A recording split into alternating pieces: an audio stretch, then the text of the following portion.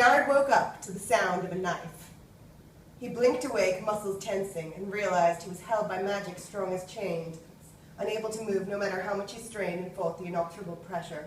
He was lying on a stone slab, and he recognized the dim arches and carved stone from the one time his Aunt Lillian had dragged him down here before he'd excused himself on the grounds that it was all much too creepy.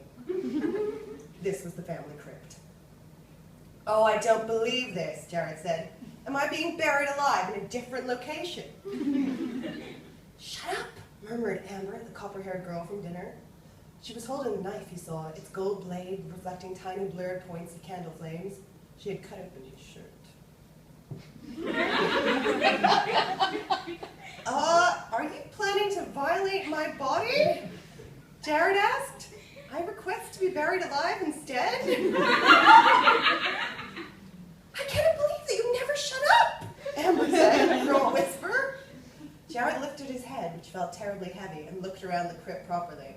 There were candles burning in several black wrought iron candelabras, the flames refracting strangely in his vision, painting orange blurs in the stone and the names of his ancestors.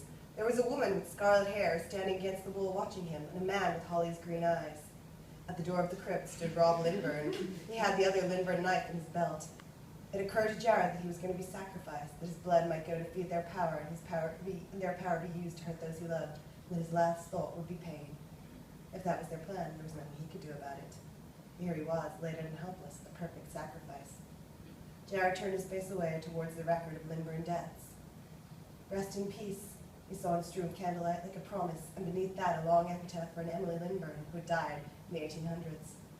"Shiver not as you pass by, for as you are, so once was I, and as I am, so you will be, so be prepared to follow me." "I'm not prepared," Jared muttered.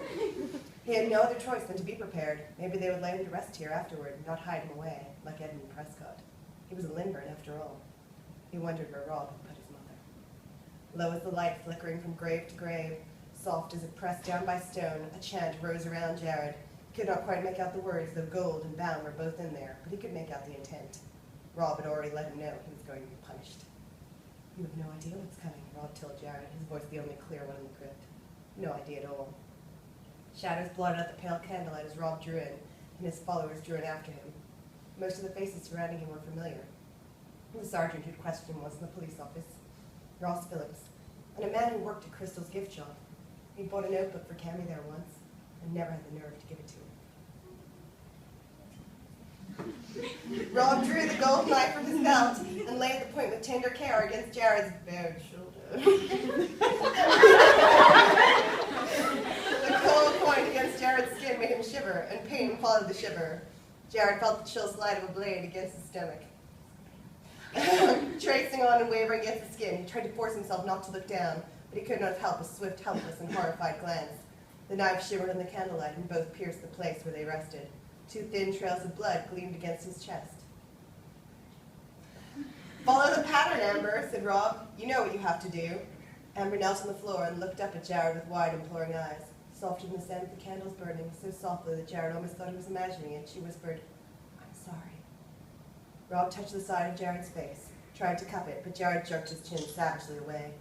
"My boy," said Rob fondly, "you'll learn." He nodded to Amber, and they both lifted their knives. The flares of candlelight dragged along the bright blades. Jared saw them blaze as they plunged toward him. Agony ripped through him, two gouged pathways in his flesh. He roared like an animal, no sense left, only pain drowning out everything and burning through all he had tried to grasp, to save himself with. He went on and on. He had nothing left